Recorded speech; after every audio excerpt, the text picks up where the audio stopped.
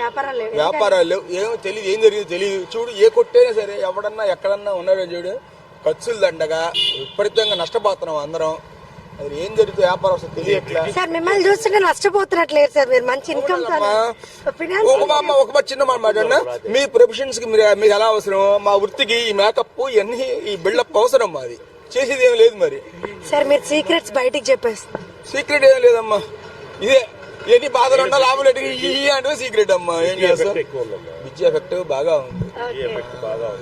ఎక్కడికి వెళ్ళాలన్నా రావట్లా, చెప్తా కాసేపు. ఇటు మీకు వన్ టౌన్ బిజినెస్ ఏమి రావట్లేదు. ఇటు 2 టౌన్ బిజినెస్ కూడా మాది gold work shop.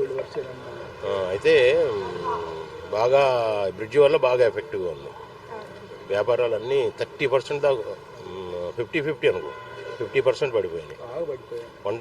One town నుంచి వచ్చేవాళ్ళు ఎవరు లేరు. ఈ 2 టౌన్ వాళ్ళు ఇక ఇక్కడి వరకే సర్దుకుంటున్నారు. అలా. Thank you.